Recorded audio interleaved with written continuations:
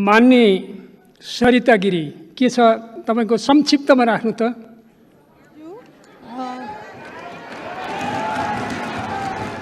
तपाईं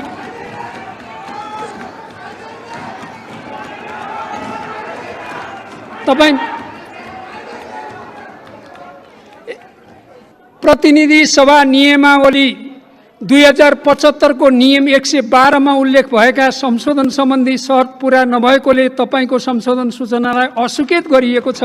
तसर्थ तपाईं बस्नुस्।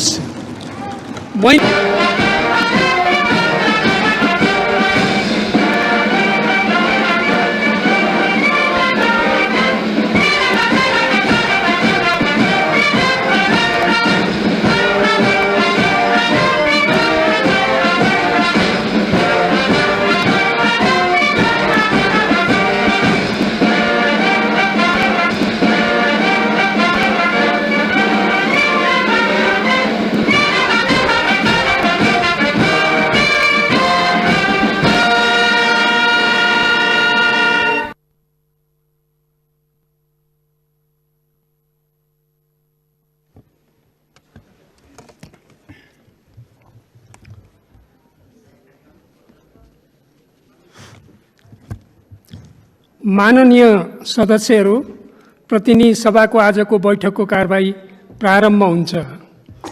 सर्वप्रथम माननीय कानुन, न्याय तथा संसदीय मामिला मन्त्री डाक्टर शिवमाया तुम्बा आम्फेलाई नेपालको संविधान दोस्रो संशोधन विधेयक 2077 माथिको दफावार छलफल सदनमा गरियोस् भन्ने प्रस्ताव प्रस्तुत गर्न अनुमति दिन्छु।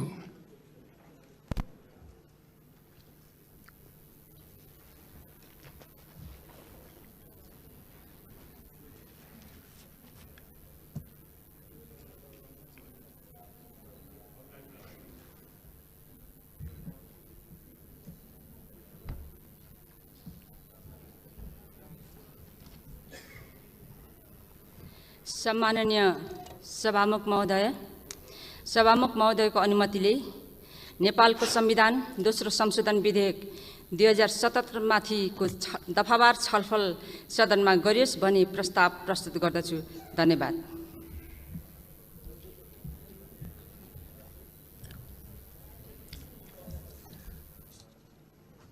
अब नेपालको संविधान दोस्रो संशोधन विधेयक 2077 माथिको दफावार छलफल सदनमा गरियोस् भन्ने प्रस्तावलाई निर्णयार्थ प्रस्तुत गर्दछु। यो प्रस्तावको पक्षमा हुने मान्य सदस्यले हुन्छ भन्नुहोला र यसको विपक्षमा हुने मान्य सदस्यले हुन्न भन्नुहोला। यो प्रस्तावको पक्षमा हुने मान्य सदस्यले हुन्छ भन्नुहोस्। यसको विपक्षमा हुने मान्य सदस्यले हुन्न भन्नुहोस्। हुन्न भन्ने आवाज सुनिएन। तसर्थ नेपालको संविधान दोस्रो संशोधन विधेयक 2077 माथिको दफावार छलफल सदनमा गरियोस् भन्ने प्रस्ताव सर्वसम्मतिले स्वीकृत भएको घोषणा गर्दछु।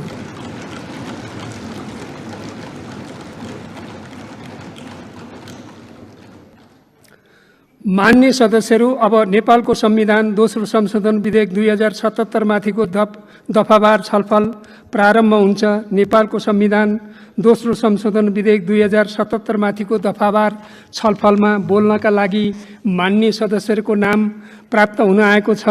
सर्वप्रथम मान्य श्री पुष्पकमल दाहाल प्रचण्ड।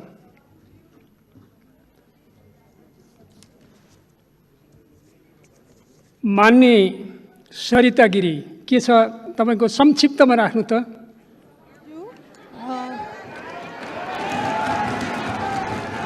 तपाईं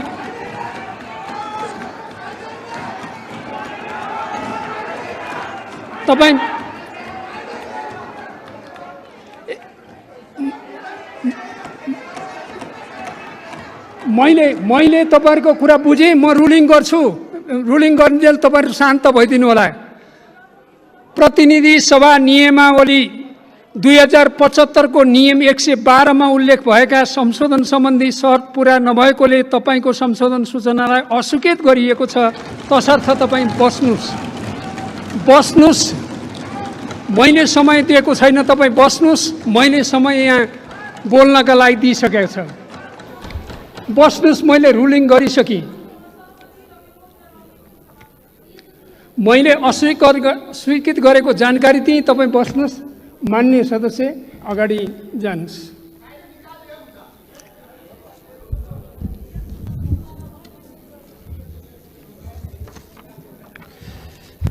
सम्मान्य सभामुख महोदय, आज हामी संविधान संशोधनको अत्यन्त महत्त्वपूर्ण र संवेदनशील विषयमा निर्णय गर्नको लागि संसदको यो गरिमामय सदनमा उपस्थित भएका छौँ।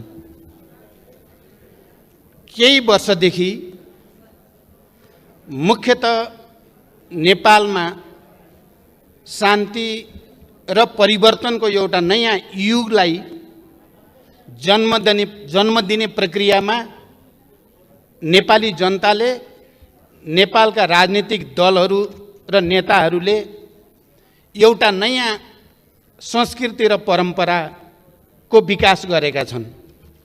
त्यो हो राष्ट्रिय महत्त्वका, ऐतिहासिक महत्त्वका र दूरगामी महत्त्वका विषयहरूमा सहमति र समझदारीबाट अगाडि जाने, राष्ट्रलाई निकास दिने र गति दिने यो एउटा नयाँ संस्कृतिको रूपमा नै विकास भएर आएको छ। हामीले विगतमा शान्ति प्रक्रियाको सन्दर्भमा, संविधान निर्माण प्रक्रियाको सन्दर्भमा होस् या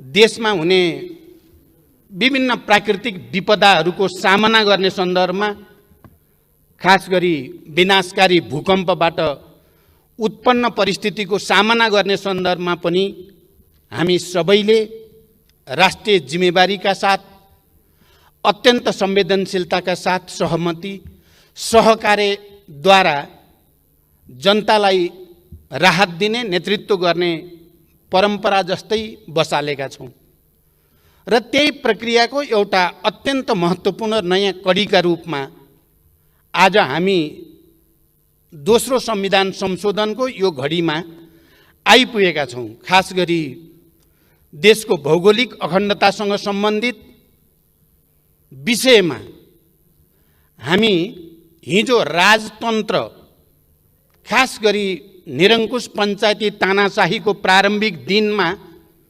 राजतन्त्रले गुमाएको भूमि गणतन्त्रले फिर्ता लिने ठाउँमा हामी आइपुगेका छौँ र त्यो गर्वको साथ राजतन्त्रले गुमायो, गणतन्त्रले लिँदैछ। त्यो ऐतिहासिक गौरव हाम्रो यो सदनलाई प्राप्त हुँदैछ र हामी त्यो प्रक्रियाको नयाँ कडीको रूपमा संविधान संशोधनको यो प्रक्रियामा उपस्थित छौँ। म पनि आम नेपाली जनतासँगै, नेपालका सबै राजनीतिक दलहरूसँगै, नागरिक समाजसँगै म गर्व व्यक्त गर्न चाहन्छु, सबैसँग एकैबद्धता प्रकट गर्न चाहन्छु र हामीले यो समस्याको समाधान पनि, मलाई विश्वास छ, हामी यसको अन्तिम निर्णयमा पुग्ने बेलासम्म जसरी यो विषयमा हामी प्रस्ताव प्रस्तुत गर्दा सर्वसम्मति हामीले जनाएका छौँ, निर्णयमा पनि सर्वसम्मति हुने विश्वास पनि म व्यक्त गर्न चाहन्छु र यो राष्ट्रिय एकताको निम्ति यो सम्मानित सदनका सबै प्रतिनिधित्व गर्ने राजनीतिक दल, नेताहरू र माननीय सदस्यहरू प्रति हार्दिक धन्यवाद मेरो दलको तर्फबाट र मेरो तर्फबाट व्यक्त गर्न चाहन्छु र आउने दिनमा पनि हामीले ठुलो सङ्घर्ष र बलिदानपछि प्राप्त गरेको सङ्घीय लोकतान्त्रिक गणतन्त्रलाई सुदृढ गर्ने, यसको मार्फतबाट जनतालाई सुशासन, विकास र समृद्धिको नयाँ युगतिर लैजाने कुरामा हामीलाई राष्ट्रिय एकताको भावना अनुसार नै सफलता प्राप्त हुनेछ भनेर विश्वास र कामना पनि व्यक्त गर्न चाहन्छु। मैले अहिले यो विषयमा धेरै लामो कुरा गर्नुभन्दा पनि म के भन्न चाहन्छु भने नेपालको राजनीतिक परिवर्तनको ऐतिहासिक प्रक्रियामा हामीले दुईटा मूलभूत चुनौतीहरूको सामना गर्नु थियो। नेपाली जनताले, नेपालको राजनीतिक आन्दोलनले एकातिर सामन्ती निरङ्कुश तन्त्र र त्यसद्वारा जन्माइएका आर्थिक, राजनैतिक, सामाजिक, सांस्कृतिक विसङ्गतिहरूका विरुद्ध लड्नु थियो हामीले। र त्यसको ठाउँमा लोकतन्त्र, जनतन्त्र, जनवाद जे भने पनि लोकतन्त्र हामीले स्थापित गर्ने एउटा चुनौती थियो।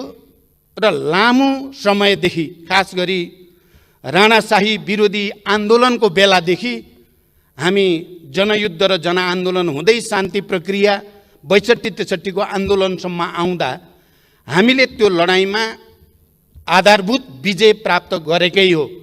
नेपाली जनताले त्यो लडाईँमा विजय प्राप्त गर्यो र नेपाल गणतन्त्रको नयाँ युगमा, लोकतन्त्रको नयाँ युगमा, सङ्घीयता समावेशिताको नयाँ युगमा पदार्पण गर्यो। र नेपाली जनताको अगाडि र हामी सबैको अगाडि अर्को एउटा मुद्दा भनेको राष्ट्रिय स्वाधीनतालाई सुदृढ गर्नु, हाम्रो भौगोलिक अखण्डतालाई रक्षा र सुदृढ गर्नु र सबै खाले वैदेशिक दबाव हस्तक्षेपबाट उन्मुक्त नेपाल निर्माण गर्ने दायित्व पनि नेपाली जनताको समूह इतिहासले सुम्पेको एउटा गहन र दूरगामी जिम्मेवारी थियो। मलाई लाग्छ आज हामी जे निर्णय गर्न जाँदैछौँ त्यही दोस्रो ऐतिहासिक मुद्दालाई फैसला गर्ने, दोस्रो ऐतिहासिक चुनौतीको सामना गर्ने र नेपालको राष्ट्रिय स्वाधीनतालाई सुदृढ गर्ने, भौगोलिक अखण्डतालाई सुदृढ गर्ने एउटा महान अभियानकै क्रममा हामी यहाँ आइपुगेका छौँ।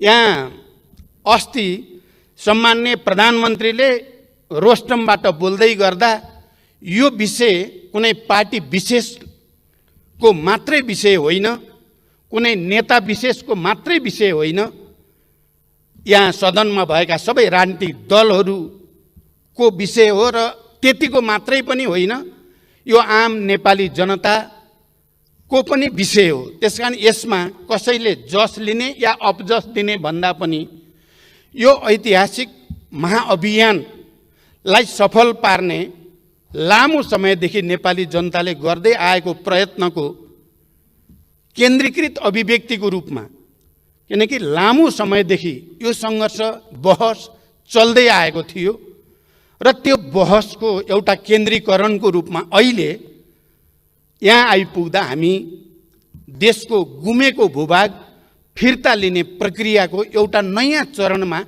हामी आइपुगेका हौँ। आज यो विषयलाई, यति संवेदनशील गम्भीर राष्ट्रिय विषयलाई सहमति बनाउँदै, किनकि बीचबीचमा हामी सबैलाई थाहा छ सर्वदलीय बैठकहरू बस्दै सहमतिको निम्ति प्रयासहरू गर्दै र यो विषयको गाम्भीर्यता र जिम्मेवारी र संवेदनशीलता अनुसार नै राष्ट्रिय समझदारी बनाउँदै अहिले सरकारले यसलाई संविधान संशोधनद्वारा हाम्रो नक्सा जसरी संविधानमा लोगोको रूपमा, प्रतीकको रूपमा इङ्गित छ, त्यसलाई सच्याउने पहल कदमी जो गर्यो त्यसको लागि म सम्माननीय प्रधानमन्त्री नेपाल सरकारलाई विशेष धन्यवाद भन्न चाहन्छु र यसमा साथ दिने सबै राजनीतिक दलहरू, नागरिक समाज र आम नेपाली जनतालाई पनि म हृदयदेखि आभार प्रकट गर्न चाहन्छु, बधाई भन्न चाहन्छु र धन्यवाद भन्न चाहन्छु। किनकि यो हामी सबैको सामूहिक विवेकको प्रतिफल हो। यो कुनै व्यक्ति विशेषको मात्रै मुद्दा पनि होइन, व्यक्ति विशेषले मात्रै गरेर हुने कुरा पनि होइन। मैले केही समय पहिले मात्रै यो विषय, खास गरी नेपालको नक्सासँग सम्बन्धित विषय सदनमा सरकारले दर्ता गरिसकेपछि, संशोधन प्रस्ताव दर्ता गरिसकेपछि मैले प्रधानमन्त्रीजीलाई विशेष सुझाव दिन आवश्यक ठाने र म बालुवाटार गएको थिएँ। म प्रधानमन्त्रीलाई यही भन्न कि यो विषय धेरै गम्भीर छ, संवेदनशील पनि छ, राष्ट्रिय महत्त्वको छ, दूरगामी छ। त्यसकारण देशका सबै राष्ट्रिय राजनीतिक दलहरूको बीचमा गम्भीर अन्तर्क्रिया, संवाद, छलफल जरुरी छ र एउटा राष्ट्रिय सहमति बनाएर मात्रै यस्ता मुद्दाहरूलाई एउटा टुङ्गोमा पुर्याउन उचित हुन्छ भन्ने सुझाव दिन म गएको थिएँ। प्रधानमन्त्रीजी पनि सर्वदलीय बैठक बसाउने निर्णयमा मनमनमा पुग्नु भएको रहेछ र मलाई भन्नुभयो सर्वदलीय बैठक बस्नु पर्यो, तपाईँसँग सल्लाह गर्न खोजेको भन्नुभयो। यो त बडो टेलिप्याथी भए जस्तो भयो। म त्यही सुझाव तपाईँलाई राख्न आएको। तपाईँले पनि सर्वदलीय बैठक भन्नुभयो, यो त बडो गजबको चाहिँ कोइन्सिडेन्स जस्तो, संयोग जस्तो पनि भयो भनेर मैले भने। र त्यो सर्वदलीय बैठकमा मैले एउटा कुरा के भनेको थिएँ भने राष्ट्रिय स्वाधीनताको सुदृढीकरणका सम्बन्धमा, भौगोलिक अखण्डताको रक्षाका सन्दर्भमा नेपालले खास गरी 2046 सालको ऐतिहासिक जनआन्दोलनपछि पञ्चायती तानाशाहीका विरुद्ध लामो सङ्घर्ष, झन्डै 30 वर्ष लामो सशस्त्र शान्तिपूर्ण धेरै खाले सङ्घर्ष र बलिदानपछि जुन परिवर्तन आयो र परिवर्तनपछि जति सरकारहरू बने ती सबै सरकारले भारतसँग वार्ता संवाद गर्दा प्राय सबैले हिजोका असमान सन्धि सम्झौताको पुनरावलोकन, परिवर्तनका बारेमा कुरा उठाउने गरेको र 62-63 को आन्दोलनपछि जति पनि प्रधानमन्त्रीहरू बनियो, हामी सबैले एउटा मात्र होइन सबैले नै जुनसुकै राजनीतिक दलको तर्फबाट प्रधानमन्त्री भए पनि ती सबै प्रधानमन्त्रीहरूले नेपालको भूगोलको सम्बन्धमा, नेपालको सिमानाको सम्बन्धमा बडो गम्भीर ढङ्गले प्रश्नहरू उठाएको र संयुक्त वक्तव्यमा या समझदारीहरूमा भारत सरकारसँग ती विषयहरू उल्लेख हुने गरेको इतिहास बडो प्रष्टसँग देखिएको छ।